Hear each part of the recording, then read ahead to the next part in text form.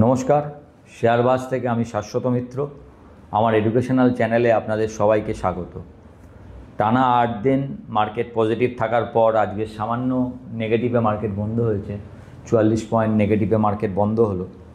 যদিও এটাকে আপনি স্বাভাবিক বলেই ধরুন, কারণ একভাবে মার্কেট বাড়ছিল, মার্কেটের একটু রেস্ট নেওয়ারও দরকার পড়েছিল। দেখবেন আমরা অনেকটা দৌড়ে গেলে একটু হাঁপাই, সেই জায়গাটা। এবং আপনাদের বলেছিলাম যে 25,150 থেকে 25,200 এটা হলো মার্কেটের কনজেশন জোন। এই তো কনজেশন জোনে মার্কেট একটু থামবে, এগুলো স্বাভাবিক। এবং এখান থেকে মার্কেট হয়তো আবার 24,900 25,000 সাপোর্ট নিয়ে মার্কেট আমার আইডিয়ায় ভালো থাকবে আপাতত মানে 17 তারিখ একটা বড় দিন, কারণ 17 তারিখে আপনার আমেরিকান মার্কেটে ঘোষণা হবে যে রেট কাট হলো কি হলো না, সেটার ওপর মার্কেট পরবর্তীকালে কি চলে, কি বলেন পাওয়েল সাহেব, সব নিয়ে মার্কেটের পরবর্তী কিভাবে চলবে সেটা আমরা বুঝতে পারবো। আপাতত এই কদিনে মার্কেট দেখেছেন আপনারা, মার্কেট মোটামুটি ভালো পারফর্ম করেছে। যদিও আপনি সারা বছর যদি ধরেন তাহলে কিন্তু ইন্ডিয়ান মার্কেট হচ্ছে ওয়ার্স্ট পারফর্মিং মার্কেট। অন্য সমস্ত মার্কেট আমাদের থেকে ভালো পারফর্ম করছে। এখন অনেকেই আমাকে প্রশ্ন করছেন যে সমস্ত মার্কেট এত ভালো পারফর্ম করছে, আপনি বলছেন যে আমাদের ইকোনমি খুব ভালো আছে, তাহলে আমাদের মার্কেটে পড়ছেই বা কেন, বা এফআইআই এত বেচছেই কেন? দেখুন, এফআইআই বেচা বা পড়ার একটা কারণ হতে পারে ভ্যালুয়েশন কনসার্ন। একটা রিপোর্ট দেখছিলাম ভ্যালুয়েশন কনসার্নের, ভারতবর্ষে যত স্টক আছে তারা যে পিইতে চলে, মানে যত মাল্টিপিল আমরা দিতে রাজি আছি, সেটা অলরেডি হাই। যেরকম 40-এর ওপর মাল্টিপিল, মানে 40 পি স্টক, ভারতবর্ষের টোটাল স্টকের 47%, 47টা মেন স্টকের। সেখানে অন্য দেশে সেটা অনেক কম, চায়নাতেও মনে হয় 20-25 হবে, এবং অনেক দেশে তো 10-এর নিচে। সুতরাং বুঝতে পারছেন যে ইন্ডিয়া এত আন্ডার পারফর্ম করেও এখনও আমাদের ইকুইটি অনেক বেশি এক্সপেন্সিভ, এটা একটা কারণ। তবে আমার মনে হয় যে এই মার্কেটে যে জায়গাটা আমাদের গেছে, এখন একটাই সুযোগ হচ্ছে আমাদের রেজাল্ট ভালো করতে হবে। এক্সপেন্সিভ ইকুইটি কখনো এটা আবার সহজ সস্তা হয়ে যাবে যদি রেজাল্ট ভালো হয়। যদি ইকুইটি এমন রেজাল্ট করে যখন এই দামটাকে আমাদের আবার সস্তা লাগবে। এখন সস্তা হতে গেলে যদি আপনি কিনতে চান, তার জন্য আপনার আবার ব্রোকার চাই। তো আমি আমার ডেসক্রিপশানে একটা লিঙ্ক দিচ্ছি, এখানে কাজ করলে আপনি 2 মাসের জন্য টোটাল আপনার ব্রোকারেজ ফ্রি। সেটা আপনি এনএসসিতেই, ক্যাশ মার্কেটেই করুন, ইন্ট্রাডে করুন, কি ডেলিভারি নিন, কি ফিউচার্সে করুন, কি অপশানে করুন, কি আপনি কারেন্সিতে করুন, কিংবা আইপিও অ্যাপ্লাই করুন, টোটাল ডেলিভারি ফ্রি। তো আপনাদের জন্য আমি ডেসক্রিপশানে লিঙ্কটা রাখলাম। যাই হোক, আপাতত আমার যেটা মনে হচ্ছে ফর দ্য টাইম বিইং, মার্কেটে আমার যেটা লাগছে সেটা হচ্ছে নিফটির থেকে এখন থেকে ব্যাঙ্ক নিফটি আউট পারফর্ম করতে পারে। এটা একদমই ব্যক্তিগত ধারণা। যেরকম আজকে আপনাদের বলেছিলাম, আজকে পিএসইউর ডে, পিএসইউ শেয়ার আজকে ভালো হতে পারে। আপনারা দেখেছেন সবই, আরইসি, পিএফসি, হ্যাল, বেল, পিএসইউ ব্যাঙ্ক সবই আজকে ভালো থেকেছে। তো একটা মনে হয় যে যে জায়গাটায় সে ব্যাঙ্ক এতদিন আন্ডার পারফর্ম করেছে, এখান থেকে ব্যাঙ্ক আবার নিফটির থেকে ভালো পারফর্ম করতে পারে। তো যারা মানে আপনারা যারা একটা পেপার ট্রেড আপনারা এখান থেকে মনে রাখতে পারেন, সেটা হচ্ছে 1 লট ব্যাঙ্ক নিফটি প্লাস, আর এখান থেকে 1 লট নিফটি মাইনাস, মানে হেজ। নিফটিকে মাইনাস করে, মানে নিফটির থেকে আমার মনে হচ্ছে ব্যাঙ্ক নিফটিটা বেশি আউট পারফর্ম করবে। দাদা আপনি মোটামুটি যেটা এখন যা আছে নিফটি ব্যাঙ্ক নিফটি যদি আপনি হিসেব বোঝেন, তাহলে 25,000, ব্যাঙ্ক নিফটি আছে 55,000। 25 × 55 মানে হচ্ছে 1:2.2। আমি ভাবছি এটা 1:2.75 হবে। আবার যদি 2তে চলে আসে, 1:2 জায়গায় চলে আসে, তাহলে কেটে দিতে হবে। মানে 25,000-এর আমি ভাবছি এটা একটু বাড়বে, 55,000 জায়গাটা 60,000 থাকবে, তাহলে 2.4 হয়। বুঝতে পেরেছেন? সেরকম এখন 55,000 আছে, মানে এই ইকুয়েশনটা হচ্ছে 1:2.2, সেটা থেকে এটা বাড়বে আর কি, এটা আমার মনে হচ্ছে। তো এটা আমরা একটা ভাবনা আসে, সেই ভাবনা থেকে আপনাদের এটা বললাম। আগের দিনের ভিডিওতে একটা ইন্টারেস্টিং হয়েছে, দুটো জিনিস আপনাদের সঙ্গে একটু আলোচনা করে নিই। একজন খুব মজা করে হয়তো বলছেন ওএনজিসির কী খবর, যেহেতু আমি ওএনজিসি নিয়ে অনেক দিন বলেছি। ভাই আপনি যদি মার্কেটে থাকেন তাহলে জানবেন একটা স্টককে পারফর্ম করতে একটু টাইম দিতে হয়। তো আইটিসি নিয়েও এরকম অনেক লোকে বলতো, যতদিন আইটিসি বলতাম, তারপর আইটিসি কী হয়েছিল নেক্সট 2 বছরে দেখা গেছে। সময় দিন, সময় will tell, time will tell যে ওএনজিসি পারফর্ম করতো কি না। আরেকজন বলেছেন সত্যজিৎ রায়চৌধুরী বলে নাম, তো আপনি বলেছেন যে আপনার প্রেজেন্টেশন ভালো লেগেছে, কিন্তু স্টক যা দিয়েছি সব বকওয়াস। স্টক বকওয়াস কি স্টক ভালো সেটা একদিনে কি করে বোঝা যাবে? আপনিও মার্কেটে থাকবেন, আমিও থাকবো, নেক্সট 2-3 বছরে আমরা আলোচনা করব স্টকটা কী ছিল, বকওয়াস ছিল না ভালো ছিল। তো টাইম উইল টেল। একটা কথা জানেন তো, আমার একটা খুব দরকারি কথা আছে, নিজের জীবনের ক্ষেত্রে সত্যি, কখনো আর্লি মন্তব্য করতে নেই, কখনো না। সময় দিন। যে কোনো কিছুতে প্রথমেই একটা কিছু বলে দেওয়াটা ঠিক না।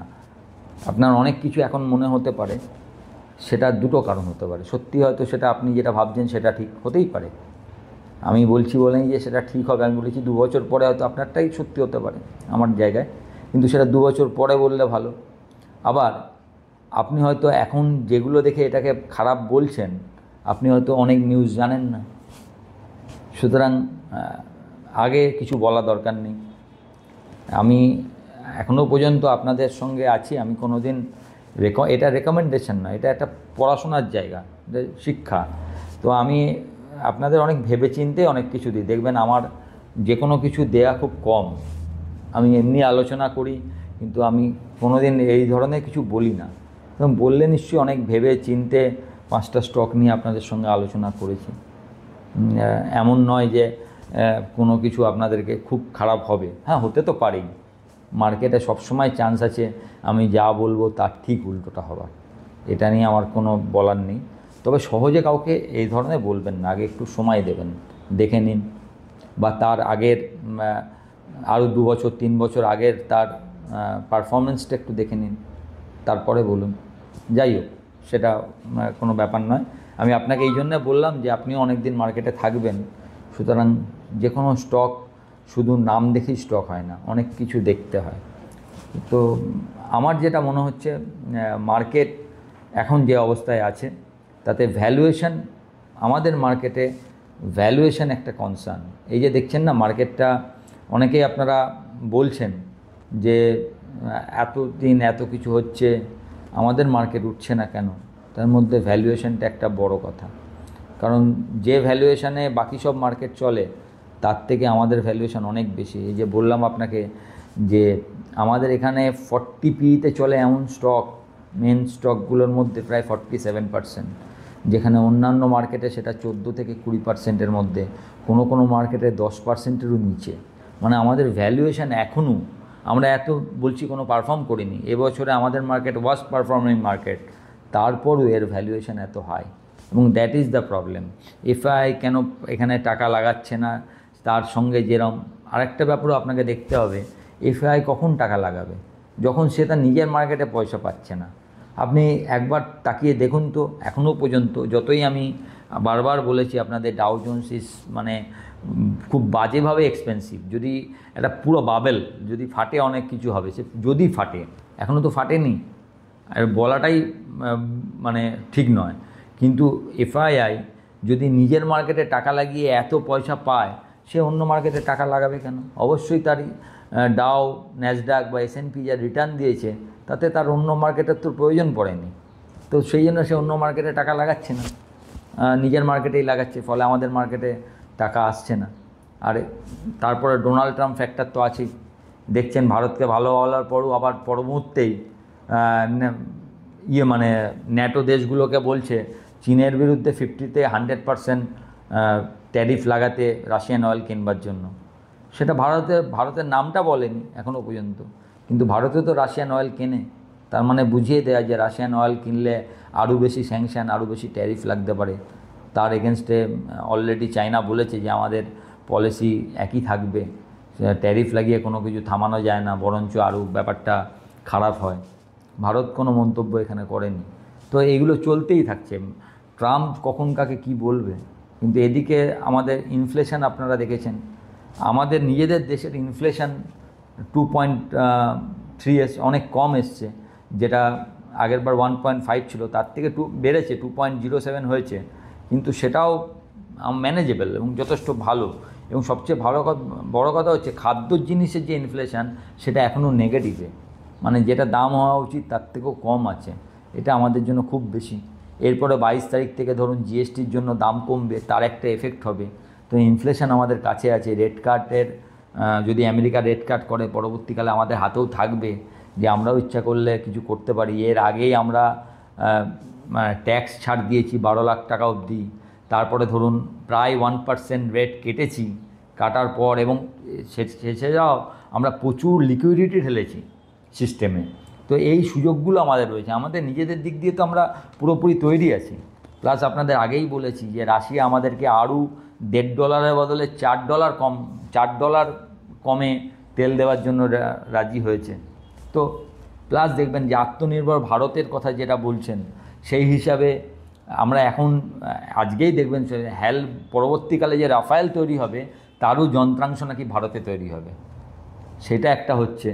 এবং সুখোই আপনারা দেখেছেন Su-57 রাশিয়ার সঙ্গে যে ফিফথ জেনারেশন স্টেলথ ফাইটার, যেটা আমেরিকার F-35টা কেনার কথা ছিল সেটা বাতিল করে সম্ভবত আমরা Su-57 রাশিয়ার স্টেলথ ফাইটার এবং তার বেশ কিছুটা অংশ হয়তো ভারতে তৈরি হবে, এইসব হচ্ছে।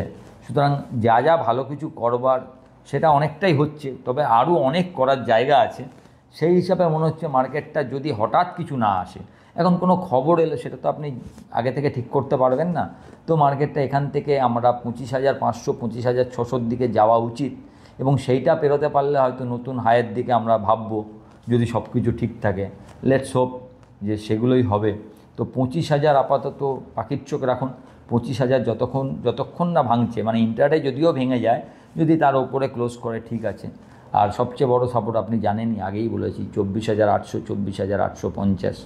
এর নিচে চলে গেলে আমাদের আবার ভাবতে হবে আমরা হয়তো আবার কোন দিকে যাত্রা করব। মানে এই এতদিনের যেটা চলাটা সেটা ভঙ্গ হলো। শুধু তাই নয়, এই যে 8 দিন পর বলছি না মার্কেট নেগেটিভে বন্ধ হলো, এই 8 দিন টানা পজিটিভ কতদিন পর হলো জানেন? এর আগে 2024 সালের 3রা সেপ্টেম্বর মনে হয় শেষ 8 দিন মার্কেট পজিটিভে বন্ধ হয়েছে।